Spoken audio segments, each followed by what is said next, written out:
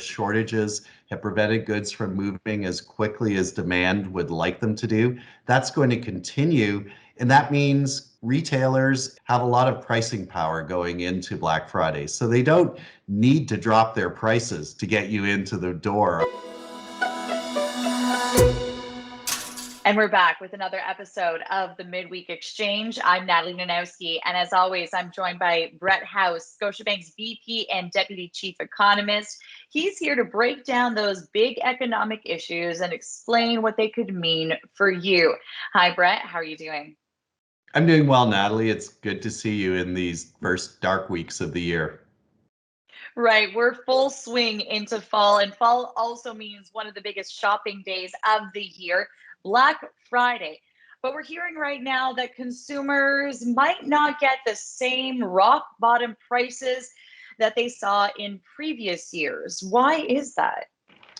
I think there are a few reasons to keep in mind that Black Friday isn't going to be the door crasher special that we see in the past.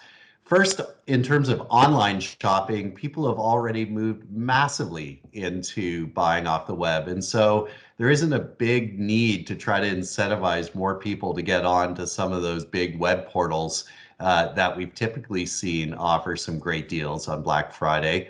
And then there are a few other reasons. We're all aware of those supply chain bottlenecks that are making it hard to get the goods we import into Canada and the United States, where shipping containers, boats, ports, trucks, truck drivers have all been areas where shortages have prevented goods from moving as quickly as demand would like them to do.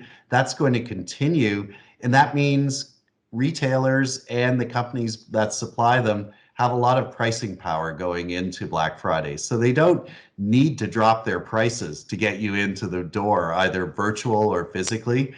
People are already buying a lot of things and they're not getting their current demand satisfied. I know I have my list of goods that I'm looking to get. And the next question I want to ask you is the Canada and US land border reopened this week after a very long closure. And now some border town mayors are calling for an end to that expensive PCR test that is required to enter Canada. Could removing that test really help those border towns and their economies? I think it'll be the key thing to really see an economic bump for those communities from the full reopening of the border. Because right now, Americans need a PCR test to come into Canada, and Canadians need that PCR test to come back after a visit. And we know that the vast majority of land crossings between Canada and the US are day trips to see friends and family, to go shopping, to go out for dinner, or to see a concert or a sports event. And if you still have that PCR test requirement in place, and PCR is the molecular test that's expensive, takes a little longer. On average, it's around $200 for a test.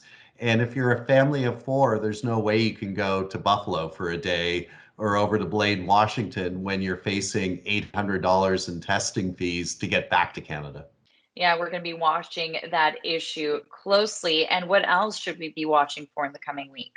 In the background, we've got two things coming up that could still hit the headlines this week.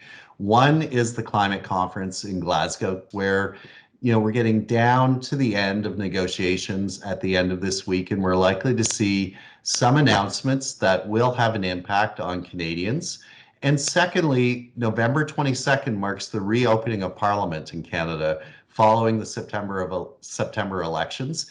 And typically, we see the speech from the throne at that opening, which outlines the government's immediate priorities. And we're expecting to see things like more action on childcare, efforts to increase investment, efforts to address housing affordability that are all going to be relevant for Canadians.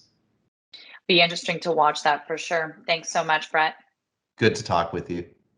Good to speak with you too. And we'll have more Midweek Exchange coming up next Wednesday.